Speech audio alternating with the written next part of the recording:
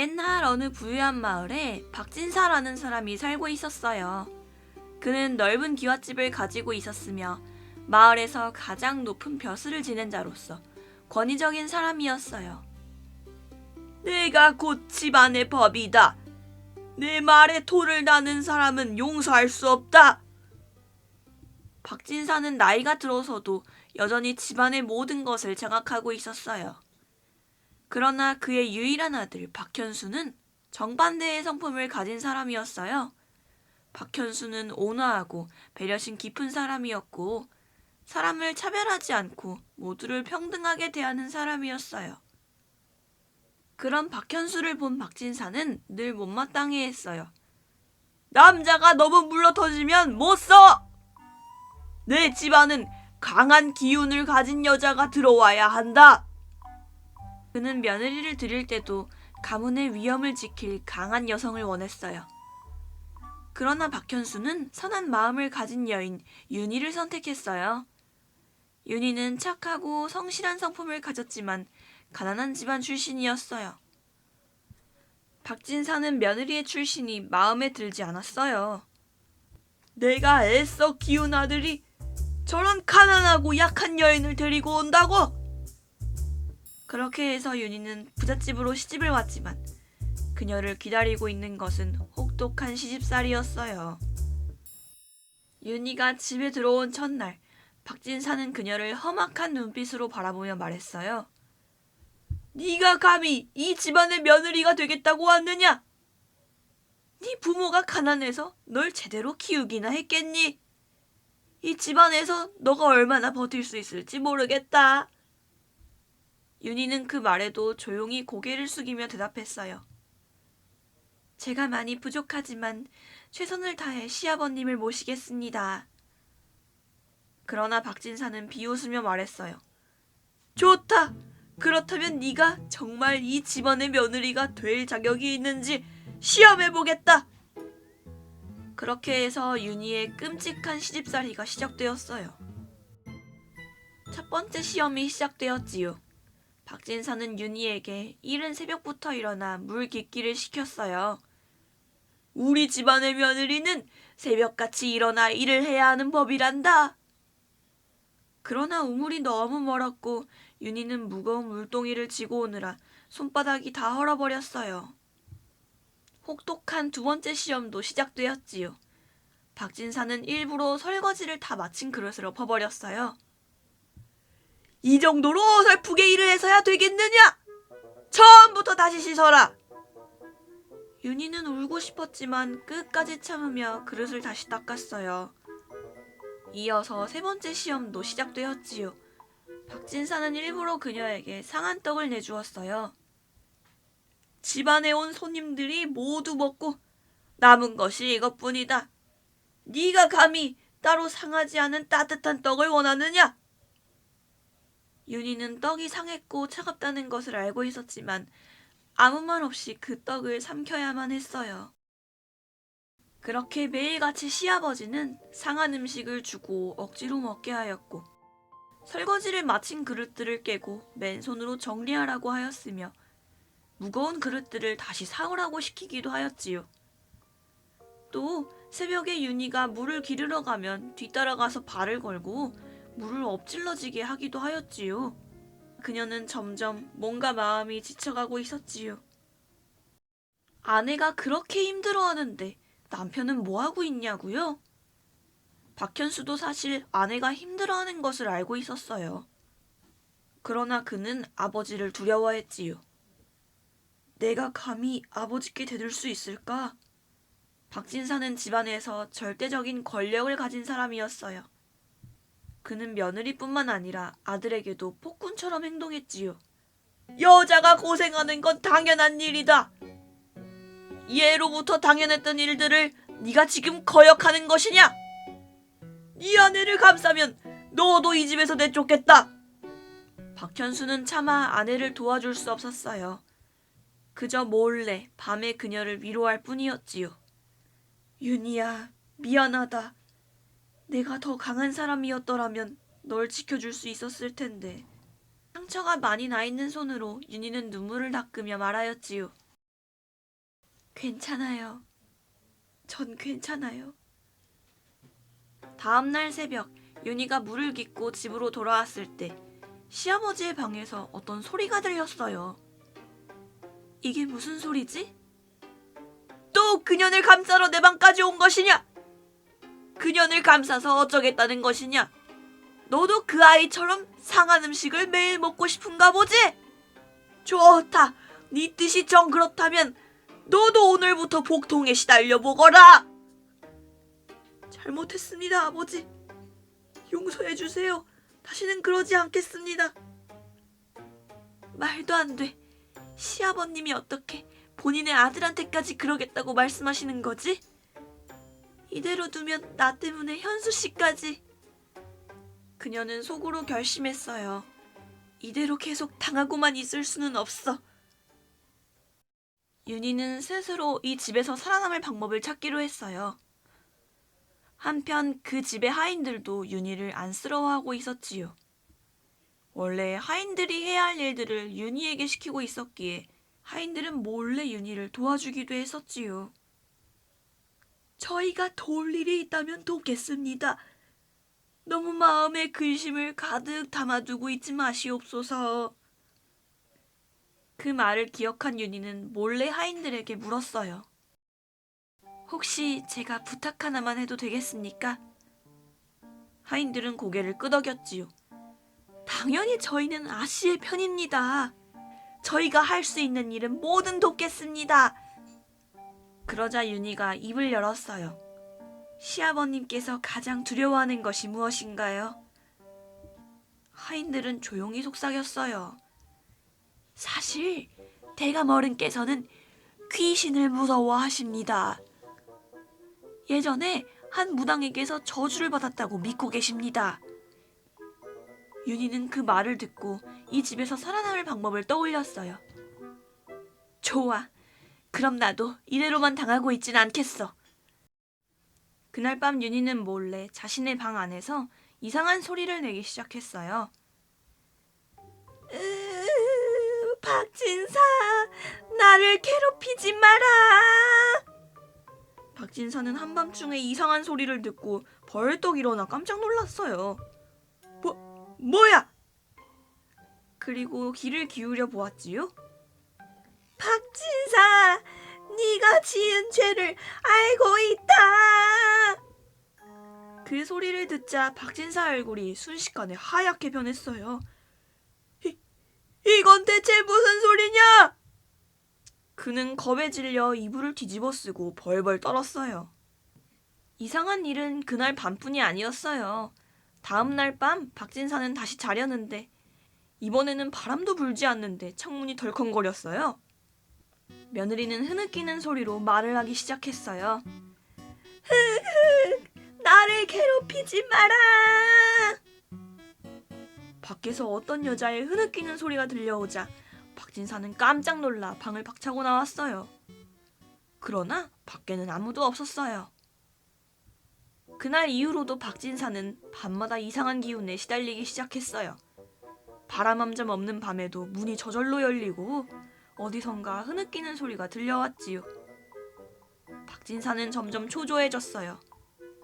대체 무슨 일이란 말인가? 며칠이 지나자 박진사는 밤마다 잠을 이루지 못하는 지경에 이르렀어요. 얼굴은 점점 수척해졌고 눈밑은 시커멓게 변했어요. 하인들이 걱정스럽게 물었지요. 대감어른, 밤에 무슨 일이 있으십니까? 그러나 박진사는 쉽게 말을 꺼낼 수 없었어요. 내가 귀신을 무서워한다고 말하면 사람들이 날 비웃을 것이야. 그는 꾹 참고 혼자서만 괴로워했어요. 그러나 이제는 집안 곳곳에서 이상한 일들이 벌어지기 시작했어요.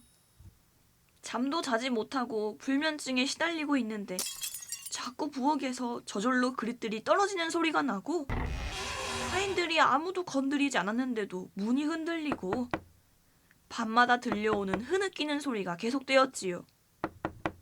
이제는 아무것도 모르는 하인들마저 겁을 먹기 시작했어요. 아이, 대감어른, 이 집에 뭔가 이상한 기운이 있는 것 같습니다. 혹시 예전에 무당에게 저주를 받은 것이 사실이 아니겠습니까? 박진사는 더 이상 참을 수 없었어요. 안 되겠다. 무당을 불러야 해. 박진사는 마침내 마을의 유명한 무당을 불렀어요. 어서 이 집을 청하해다오. 밤마다 이상한 소리가 들리고 도무지 잠을 이룰 수가 없단 말이다.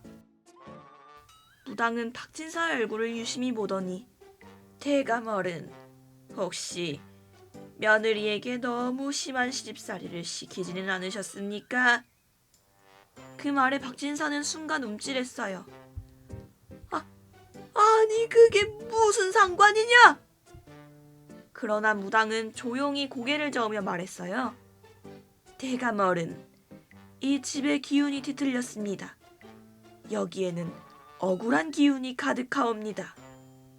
박진사는 그 말을 듣고 식은땀을 흘렸어요. 혹시 내가 며느리를 너무 심하게 괴롭혀서? 그러나 그는 곧 고개를 저었어요. 말도 안 된다. 그까짓 며느리 하나 때문에 이런 일이 벌어질 리 없어. 그러나 무당은 확신에 찬 목소리로 말했어요.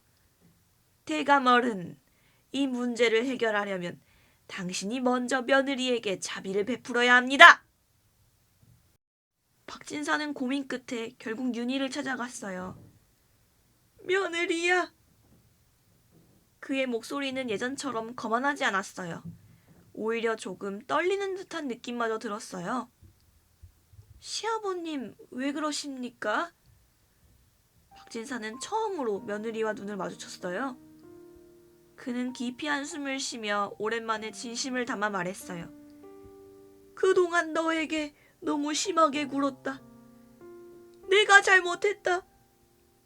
윤희는 놀란 표정을 지었어요. 이렇게 쉽게 완고한 시아버지가 사과를 한다고? 박진사는 조용히 무릎을 꿇었지요. 내가 진짜로 다시는 너를 괴롭히지 않겠다. 부디 나를 용서해다오. 제발 부탁이다, 윤희야. 그날 이후 집안에서 벌어지던 기이한 일들은 모두 사라졌어요. 밤마다 들려오던 흐느끼는 소리도, 혼자서 열리던 문도, 저절로 깨지던 그릇들도. 박진사는 이를 보며 비로소 깨달았어요. 이 모든 것은 결국 내 업보였구나. 박진사는 그날 이후로 며느리를 함부로 대하지 않았어요. 윤희도 그를 완전히 용서한 것은 아니었지만 적어도 더 이상 시집살이에 시달릴 필요는 없었지요. 박진사가 며느리 윤희에게 무릎을 꿇고 사과한 뒤 예전과는 완전히 다른 사람이 되었어요. 그는 더 이상 며느리를 괴롭히지 않았고 오히려 며느리에게 조용히 다가가 도움을 청하는 일도 많아졌어요. 며느리야, 이 떡은 네가 만든 것이냐? 네, 시아버님, 드셔보시겠어요? 예전 같았으면 며느리가 만든 음식은 손도 대지 않았던 박진사가 이제는 말없이 떡을 한 입 베어 물었지요. 그가 조용히 떡을 씹으며 말했어요. 네가 차려준 밥상을 제대로 먹어본 적이 없었구나. 참 못난 시아버지였다. 윤희는 가만히 미소를 지었어요. 늦지 않았어요, 시아버님. 박진사는 한동안 아무 말 없이 떡을 먹었어요. 박진사의 얼굴에는 어딘지 모를 후회의 빛이 스쳐 지나갔어요. 그 사건 이후 윤희는 열심히 글 공부를 하기 시작했어요. 구박받고 집안일을 하느라 시간이 없었던 과거를 뒤로하고 이제는 새로운 길을 나가고 있었지요. 시간이 흐르고 그녀는 글도 잘 알고 학식도 두루 갖춘 훌륭한 양반가의 며느리가 되었어요. 마을에서 그녀의 영향력도 대단했지요. 윤희는 단순히 한 가정의 며느리가 아니라 마을에서 중요한 역할을 하는 인물이 되었어요. 그날 밤 박진사는 윤희를 불렀어요. 그는 며느리를 바라보며 조용히 말했어요. 나는 한때 네가 눈엣 가시 같았지. 하지만 이제는 네가 이 집안을 일으키고 있다는 걸 안다. 그리고 그는 멀리 장터를 바라보며 한숨을 쉬었어요. 이제 내가 사라지더라도 우리 집안은 너 때문에 무너지지 않을 것이라는 걸 깨달았다. 윤희는 말없이 그의 손을 꼭 잡았어요. 시아버님, 이제 더 이상 저에게 잘못했다고 생각하신 과거를 후회하지 마세요. 과거는 바꿀 수 없지만 미래는 우리가 함께 만들어갈 수 있어요. 박진사는 그 말을 듣고 천천히 고개를 끄덕였어요. 몇 년 후 박진사는 결국 편히 세상을 떠났어요. 그러나 그의 장례식은 단순한 애도가 아니었어요. 마을 사람들은 그를 존경하는 마음으로 보냈어요. 대감 어른도 결국 깨달음을 얻고 가셨군. 시아버지가 세상을 떠난 후 어느 날 저녁 박현수는 조용히 윤희를 불렀어요. 윤희야, 잠시 이야기 좀 하자. 윤희는 조용히 앉아 그를 바라보았지요. 아버지가 너를 못살게 굴었었지. 그때 나는 아무것도 너에게 해줄 수 없었어. 진심으로 미안해. 새로운 며느리가 들어온다면 난 우리 아버지처럼 너를 매몰차게 대하지 않을 거야. 윤희는 빙긋이 웃었어요. 좋아요. 당신을 믿고 전 아이들 교육에 최선을 다할게요. 그리고 이제 박진사의 자리는 박현수가 대신하게 되었고 며느리 윤희는 박현수를 도와 좋은 가문으로 아이들을 양육하고 교육하였지요. 시간이 흘러 박현수와 윤희 사이의 아들 박지훈이 장가를 가게 되었어요. 새로운 며느리가 집안에 들어오면서 윤희는 문득 옛날 생각이 떠올랐지요. 나도 처음 이 집에 올 때 얼마나 떨리고 두려웠던가. 그녀는 며느리의 손을 잡고 따뜻하게 말했어요. 이제 우리 가족이 되었으니 어려운 일이 있으면 언제든 이야기하거라. 박현수도 며느리를 보며 과거 자신의 아버지의 행동이 떠올랐지요. 그는 과거 자신의 아버지가 했던 것처럼 엄격한 태도를 취하지 않았어요. 오히려 그는 며느리를 편하게 대해주려고 노력했지요. 너도 이제 가족이니 편하게 지내도록 해라.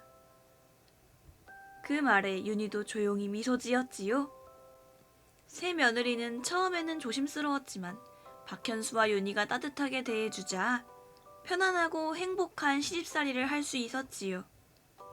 집안 분위기는 예전과 많이 달랐어요. 더 이상 누군가 억눌리는 사람도 없었고 모든 가족이 함께 서로를 존중하며 살아갔지요. 그녀의 이야기는 오랫동안 전해졌어요. 사람들은 박진사와 그녀를 기억하며 진정한 강함은 억압이 아니라 변화를 받아들이는 용기에서 나온다고 말하였답니다.